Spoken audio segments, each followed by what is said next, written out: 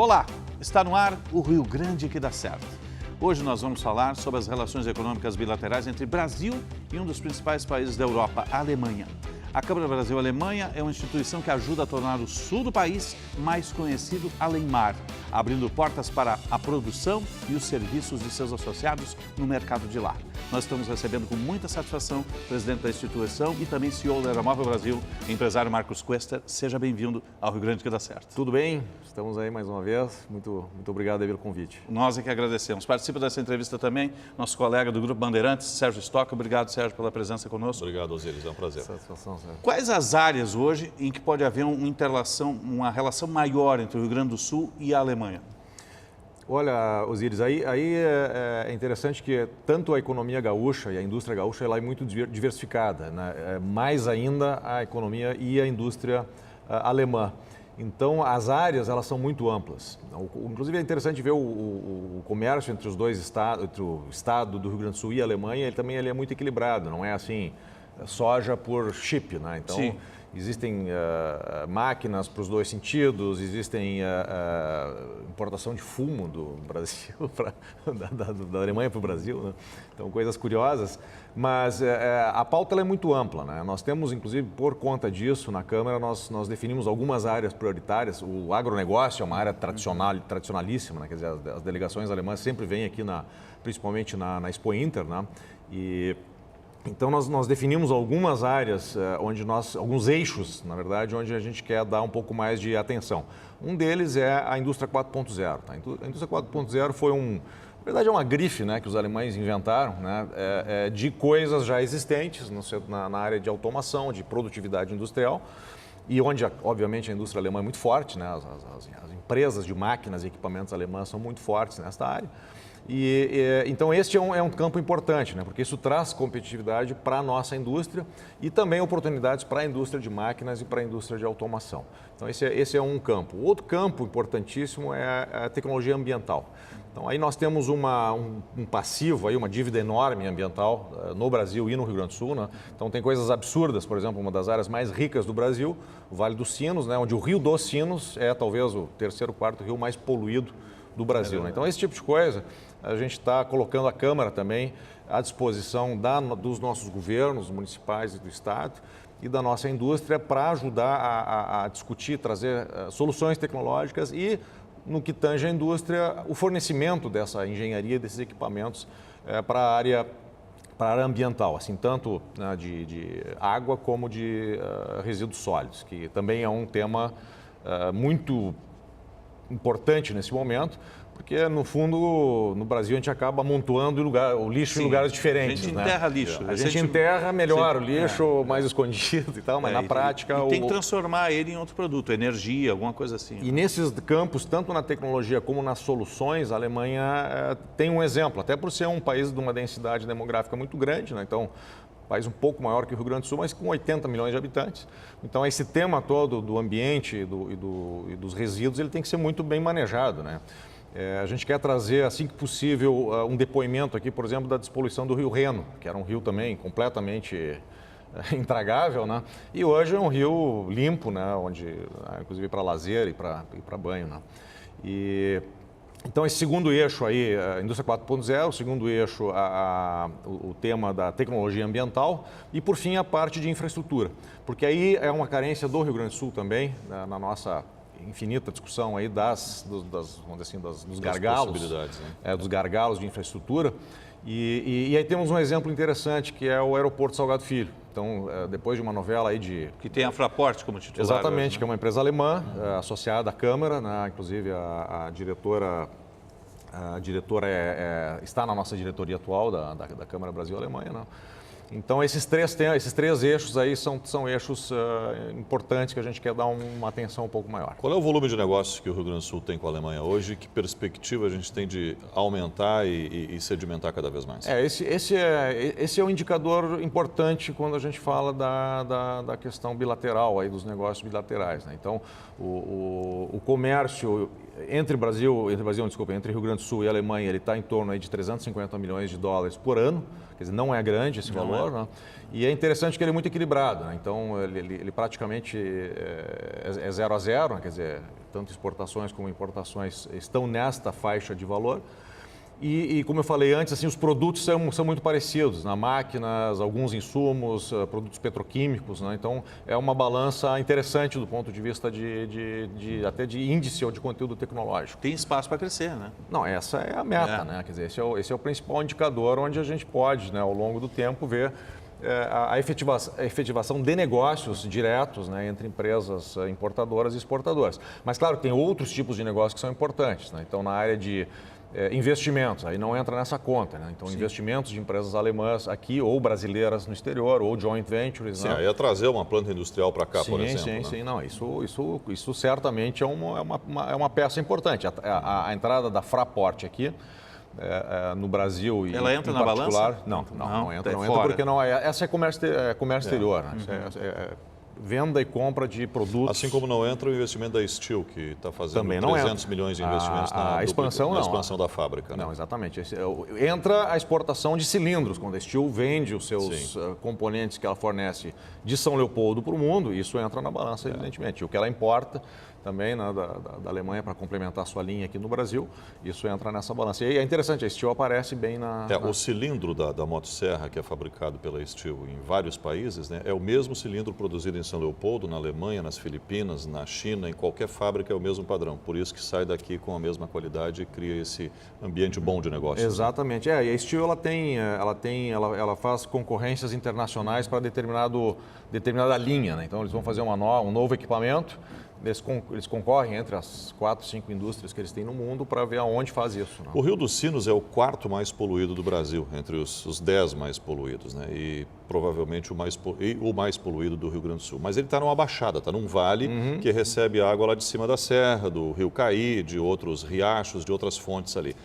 Qual é a tecnologia disponível hoje? Que tipo de tecnologia os alemães poderiam trazer para cá para limpar não só o Rio dos Sinos, mas também ter uma proteção que a água que vem lá de cima não traga mais sujeira? O processo de despoluição do rio, essencialmente, é parar de sujá-lo, né? Sim, então, claro. Esse é o primeiro passo. E depois o fluxo natural da água faz a limpeza. Né? Quer dizer, não tem... Em alguns casos tem dragagem, né? Mas provavelmente nesse caso não se aplica. Então, o essencial é a parte sanitária, a parte de esgoto, né? Que no Brasil é vergonhoso, né? O que a gente trata de esgoto. O Rio Grande do Sul aí deve tratar, imagino que 25%, 30% de esgoto, se chegar a tanto, né? Então, Porto Alegre, se eu não me engano, está em torno de 50%, que é uma das cidades que mais trata esgoto no Rio Grande do Sul, né? Então, esse é um grande ponto, né? E não é só a tecnologia, porque a tecnologia hoje existe, mas também o custo, a forma de fazer isso, o investimento necessário, né? Tanto o Estado como as nossas operadoras municipais, elas têm dificuldade de investimento. Então, nós precisamos achar formas privadas, né? Quando não é possível fazer pela via pública, né? Pela obra pública, que às vezes é interessante Onde também. a Câmara Brasil-Alemanha pode contribuir para agilizar um processo desse tipo? Tanto na parte de intercâmbio tecnológico, né? Porque essa tecnologia também avança rapidamente, né? Na parte de equipamento, porque quem faz a despoluição são equipamentos, né, das unidades, das estações de tratamento de água e esgoto. E também, quem sabe, na parte de investimentos. Né? Então, nós temos trabalhado bastante, por exemplo, agora a gente vai trazer... Ela faz a interface. A Câmara, a nossa missão é estimular, é melhorar o ambiente de negócios. Né? Então, nós fazemos a interface, recebemos delegações alemãs aqui, organizamos delegações brasileiras que vão à Alemanha, empresariais ou mistas, né? Empresariais. É o caso de Hannover também. Exatamente. Né? Então, a Hannover, a Fieres organiza a missão, a gente participa dessa organização, né? E outras feiras, né? A Alemanha é um lugar interessante para feiras, né? E com muito boa tecnologia, né? Nessa área, por exemplo, de investimentos, nós estamos trazendo agora no início de junho a maior operadora portuária fluvial do mundo, que é da cidade de Duisburg, que é privada, né? Então, essa empresa já esteve no Rio Grande do Sul em 2 oportunidades, está vendo pela 3ª vez. Vem para conhecer, para identificar ou já para encaminhar negócio? Ela conhece o potencial hidroviário do Rio Grande do Sul, que é extraordinário, né? Então, no Brasil, as 2 grandes bacias hidroviárias que existem é a Amazônia, né? que demasiado grande, né? Navegável todo ele. Todo ele, mas assim com pouca economia, né? Sim. Porque a população do Amazonas são 3 milhões de pessoas, né? Então, e o Rio Grande do Sul tem uma bacia hidroviária toda navegável também, aliás. Aí tem uma outra coincidência, né? Que a imigração europeia veio pela hidrovia. Exatamente. Né? Ela chegou em... Especialmente a alemã, né? Ela chegou em Estrela, Lajeado, pela hidrovia, né? Então a gente até tem uma dívida aí com o nosso Rio dos Sinos, né? Com relação a deixar ele parecido como era, né? Quando esses primeiros imigrantes chegaram aqui, né? Então, esse pessoal de Duisburg, eles conhecem o potencial do Rio Grande do Sul, né? Da nossa condição natural de hidrovias, da pouca utilização dessas hidrovias, né? E nós temos uma sinalização muito positiva do governo do estado, né? Tivemos já reuniões com o secretário de Transportes, onde as portas estão abertas, né? Para discutir... Isso seria a operação de transporte de carga. Carga, exatamente, principalmente carga, né? Nesse eixo metropolitano Rio Grande, né? que é um eixo onde já tem algumas empresas, né? como a celulose, a questão petroquímica, né? Algumas... Fazer operação. Containers, existe uma carga pequena já de containers, né? Mas isso é muito aquém do potencial, né? Existe a necessidade de despoluir os rios para se ter um transporte mais eficaz ou uma coisa não tem nada a ver com a outra? Não, isso não tem. A questão da despoluição, acho que ela está muito mais relacionada à qualidade de vida das pessoas. Sustentabilidade, ambiente, né? Mitigatório, tudo. Por exemplo, a potabilidade da água, né? Quer dizer, no Porto Alegre a gente bebe a água, né, reprocessada. reprocessada de muitos, né, de muitos efluentes. Né? Então, e cada vez ela tem mais cheiro porque é cada vez mais reprocessada. Cada vez, exatamente. Não, e tem coisas complicadas nesse processo, né? Porque tem elementos que não se retiram da água, né? Principalmente medicações, né? Medicamentos que as pessoas tomam e que vão como efluente. Muitos desses medicamentos, os processos químicos não conseguem retirá-los. Né? Então a gente está consumindo alguns remédios aí sem saber. Né? São resíduos que não deveriam nem ir para o lixo. Não deveriam nem ir para o lixo. Todo um sistema de coleta apropriado para isso e uma destinação correta. Né? Agora, como é que o empresário alemão vê o Brasil ou vê o Rio Grande do Sul? Assim? Olha, o Brasil ele é um país que ele é muito atraente para a indústria alemã. Tá? São Paulo, por exemplo, é o maior parque industrial alemão fora da Alemanha. Então, ali tem uma concentração grande de transnacionais alemãs, né? Volkswagen, Siemens, né? O pessoal da área automotiva fortemente, Bosch, né? E tem uma série de empresas. E essas empresas aprenderam a entender o Brasil no longo prazo. Então, essas empresas estão há muito tempo aqui, né? E sabem que precisam entender as crises e apostar no longo prazo, né? Claro que tem muitos empresários que chegam aqui e se assustam, né? Com a questão tributária, com a questão trabalhista, né? Então tem a nossa burocracia. Isso que a Alemanha não é um país... Sim, tem a sua burocracia. Tem a sua também. burocracia, mas a nossa aqui consegue ser bastante pior, né? Então, isso com certeza é um item importante, né? Que a gente também, no médio e longo prazo, consiga melhorar, né? A questão da desburocratização dos nossos processos aqui, né? A questão ambiental também assusta muito, né? Eu tenho uma irmã que mora na Alemanha, por exemplo, ela foi lá cortar um carvalho do terreno dela, né? Sim. Eu disse, pô, mas tá maluca, né? Como é que vai cortar um carvalho? Eu disse, não, aqui o carvalho é meu, eu corto. Está no terreno dela. Está no terreno dela. Né? Não, se aqui não dá. Só que as pessoas, na média, não devastam, né? Então, Sim, então existe uma educação mais avançada. Né? Claro. O Brasil não acho que seria avançado demais nesse momento no Brasil, porque teriam pessoas que vão abusar de uma desregulamentação total, né?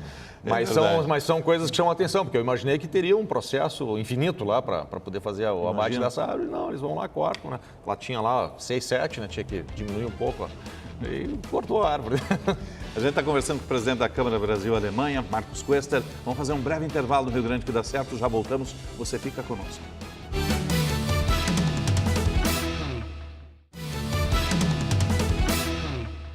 Estamos retornando com o Rio Grande que dá certo, hoje recebendo o presidente da Câmara Brasil-Alemanha, empresário Marcos Quester, que também é o CEO da Aeromóvel Brasil, né, que está ampliando o seu leque. Né? Infelizmente, a gente não vê o aeromóvel aqui em Porto Alegre ou na região metropolitana, mas vê em outros países e recentemente recebi um vídeo via conexão O empresário estava lá em Cúcuta, na Colômbia, Cúcuta, na Colômbia, onde uma parceria com, não sei se é com o poder público ou é privado lá, mas vai sair um aeromóvel lá também, né? Lá nós estamos apresentando eles têm um mecanismo de PPP, né, que chama PPP privada. Então é um processo muito rápido. Ágil. Ágil. Agora, no dia 3 de maio, nós temos uma rodada de negócios em Nova York, na Embaixada Brasileira de Nova York, onde uma série de empresas já interessadas vão ter conhecimento mais preciso desse processo, né? Que é a ligação de duas cidades, Cúcuta e Los Pátios. Isso é quantos quilômetros? Total são 27 quilômetros. E uma demanda de quanto? São 300 mil passageiros por dia. Ah, é de massa? Então é de massa. É de massa. É um sistema grande. E é uma cidade plana. Uma cidade muito bonita, uma cidade plana. É a cidade lá que é a Roraima deles, né? Onde estão entrando os venezuelanos, né?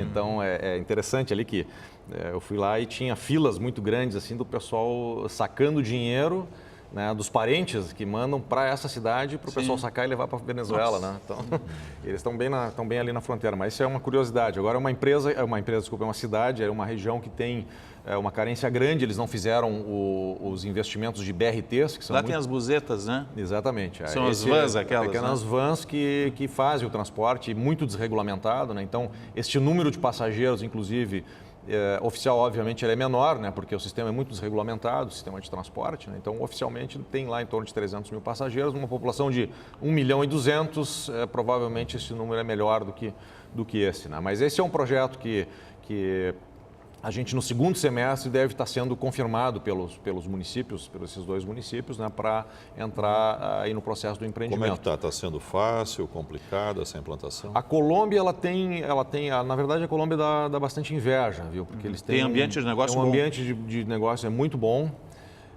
Melhorou muito, né? Pessoas e governos muito sérios, né? Empresas, né? Como nesse processo de Cúcuta, por exemplo, o nosso parceiro é o metrô de Medellín, né? Que é uma das melhores operadoras de metrô da América Latina e entra conosco como operador desse sistema, né? Então isso dá um prestígio muito grande. Uma solidez, né, o negócio. É uma empresa colombiana que tem a tecnologia metroviária, né? Então isso para nós encaixa de uma forma muito tranquila. Agora, o ambiente de negócios muito sério, a parte de contratos muito séria, né? Então, nós nos preocupamos quando a gente viu essa regulamentação da APP, né? Então, nós consultamos nosso jurídico aqui, nossos escritórios de advocacia e, de fato, é muito confiável o processo, né? Quando um processo desse de licitação ou de concessão caminha, eles funcionam por muito tempo e funcionam bem. O Transmillennium, por exemplo, de Bogotá, que é o maior BRT do mundo, ele é concedido. Então, aí dividido em 3 ou 4 áreas, né, e funciona desde o início como concessão. E é ágil o processo? É ágil, funciona rápido, né? Essa APP privada, ela inclusive ela dispensa licitação, né? Quer dizer, quando a empresa apresenta um projeto e esse projeto, claro, tem um rito lá de consulta pública, né? Mas no momento que esse projeto é aprovado, ele vai direto para contrato. Não é que nem no Brasil que a empresa faz uma manifestação de interesse, depois aquilo vira uma licitação e aí, se ele perder, reembolsa. Então, coisas que nunca aconteceram, né? Mas que é a regra do Brasil, né? Então, a Colômbia ela tem cidades muito interessantes como Bogotá e Medellín, cidades grandes, modernas, seguras, né? Então, Medellín a gente tem uma ideia ruim de Medellín. Ainda do tempo do cartel, né? Exatamente. Não é mais Agora, assim. É uma cidade muito tranquila para caminhar à noite, inclusive, né? Uma cidade limpa, né?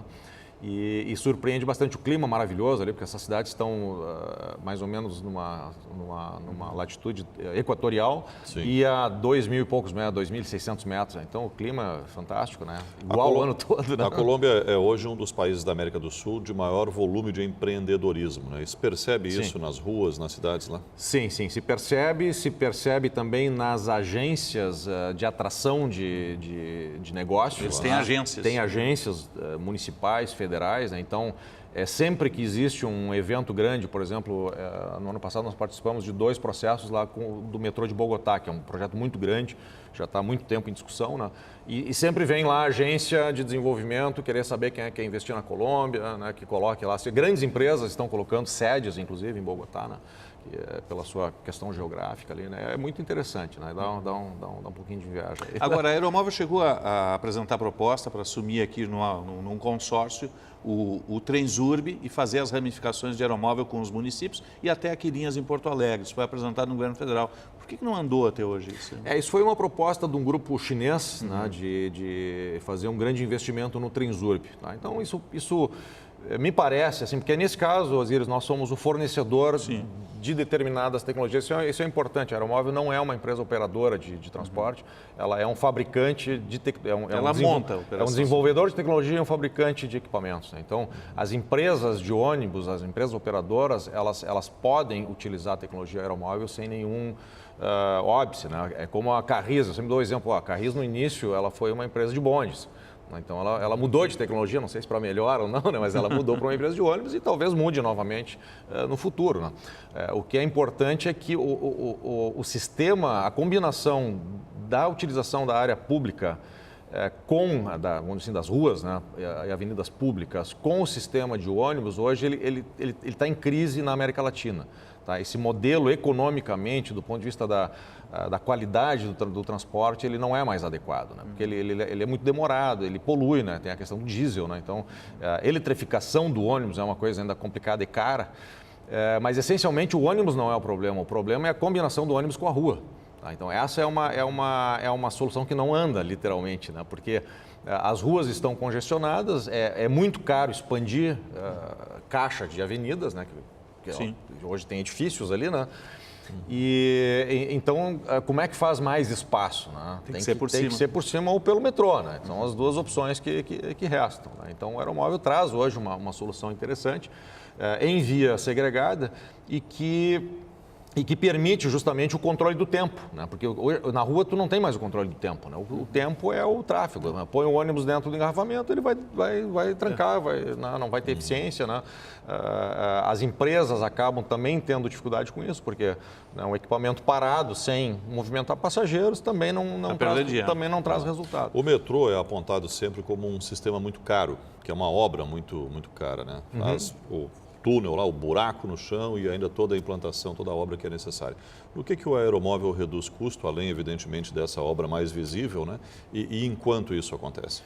Bom, o Aeromóvel ele diminui significativamente o custo de implantação, né? O Aeromóvel ele custa aí na faixa de 70, 80 milhões de reais por quilômetro em pista dupla, esse sistema urbano. Né? Ida e volta. Né? No metrô, a gente vai... o metrô de Porto Alegre extrapolou todos os parâmetros, né? Porque chegou perto de R$1 bilhão o quilômetro, né? Nossa. E obviamente ficou inviável o quilômetro. Né? E outras aplicações, como por exemplo o monotrilho de São Paulo, hoje, sem funcionar ainda, ele já custou 350 milhões o quilômetro. Né? Então, nós estamos falando de valores muito distantes, né, do que o Aeromóvel pratica. Né? O sistema do aeroporto, por exemplo, custou 40 milhões de reais. Né? Então, isso... implantado e pronto. Implantado e funcionando. Quer dizer, a Transurb não faria essa obra com outra tecnologia porque não teria nada viável economicamente. O que é mais caro? Porque esses números são tão elevados, né? Parece quando se fala de uma estrada, por exemplo, construir uma estrada é bem mais barato. Né? Sim. Mas o que extrapola tanto o valor? Do Aeromóvel, o metrô é assustador, né? Não, mas a infraestrutura ela é cara, né? Por exemplo, se a gente pegar o BRT, que é uma tecnologia mais tradicional, e contabilizar o custo da via, ela vai ficar muito próxima do aeromóvel. Né? Então, tem uma questão civil que é cara, né? Que são implantação de infraestrutura dentro do município. Tem desapropriação também, né? Desapropriações é uma vantagem que nós temos, né? Porque o aeromóvel, como ele foi concebido dentro de toda uma ótica de aviação, né? De tecnologia de aviação, né? Meu pai foi diretor da Varig quando jovem, né? Até os seus 30 anos. E de lá trouxe os conceitos, né, que conceberam essa tecnologia do aeromóvel, que essencialmente é um sistema de muito baixo peso. Tá? A questão de fazer o sistema em via elevada e colocá-lo no meio urbano, ele tinha um requisito. Ele tem que ser pequeno, ele tem que ser leve, ele tem que se adaptar facilmente ao meio urbano. Senão fica lá um viaduto, um túnel, né, que não resolve muita coisa. Então, toda a tecnologia do aeromóvel foi desenvolvida por isso, para ter baixo peso. E daí vem a vantagem econômica e energética do sistema. Então, o aeromóvel hoje, do ponto de vista de operação, ele custa uma quinta parte do ônibus, o custo operacional. Por quê? Porque ele é elétrico né, porque ele gasta menos energia, né, então ali no Trenzurb, por exemplo, nós estamos medindo ali por passageiro, custa em torno de 15 centavos de eletricidade por viagem, né? É o custo por passageiro. Então, isso é uma questão bastante competitiva. E depois ele traz outras vantagens, como, por exemplo, ser totalmente automatizado. Então, esse conceito do carro autônomo, né, que hoje, isso nós já temos há bastante tempo. Né? O que é fundamental para o Rio Grande dar certo? Fundamental é, primeiro, a gente acreditar nesse estado aqui que tem muitos talentos, tem muita competência, né? Nós temos um estado aqui que tem uma indústria, uma educação fora de série, nós temos os nossos parques tecnológicos, aí os 3 principais aqui da região metropolitana, que são referências internacionais. Temos que melhorar operacionalmente o nosso estado ele é pesado e eu sou um pouco contra essa questão de estado mínimo, acho que isso é uma conversa furada, né? Porque se fosse assim, os Estados Unidos seria um estado mínimo e não é, né? O estado mais poderoso do mundo, né? Tem o estado ideal, né? E funciona muito bem, necessário, né? Quer dizer, né? ele tem que ser funcional, ele tem que trazer o serviço que o cidadão precisa e não atrapalhar onde não precisa, né? Essa porque o nosso estado às vezes ele vai crescendo onde não é chamado, né? E acaba sendo um item de perturbação da iniciativa privada. E eu acho que nós temos que acreditar muito nos empreendedores brasileiros, nos empreendedores gaúchos, né? Temos aí também uma outra semelhança com a Alemanha, né? A Alemanha tem 90% das empresas, elas são familiares e empresas de controle familiar, né? Então, acho que esse é um valor que nós temos no sul do Brasil, que também tem que ser valorizado e estimulado. Então, acho que essa combinação aí do empreendedorismo, da desburocratização, né, e dos serviços públicos eficientes, né, na infraestrutura, na educação, na saúde, na segurança. Né? Segurança hoje é um negócio que manda a gente embora do Brasil. Né? Quer dizer, quem é que não conhece alguém que não foi embora? Literalmente, o que tem a fila para ir embora é muito grande. Exatamente. Né? Então, são aspectos que nós precisamos corrigir. Marcos Wester, presidente da Câmara Brasil-Alemanha, também CEO da Aeromóvel Brasil, obrigado pela presença. Parabéns por ser parte do nosso Rio Grande que dá certo. Muito obrigado. Obrigado, Sérgio Stock. Obrigado, Osiris. O Rio Grande que dá certo vai ficando por aqui. Obrigado pelo carinho da sua audiência e até o nosso próximo encontro. Até lá.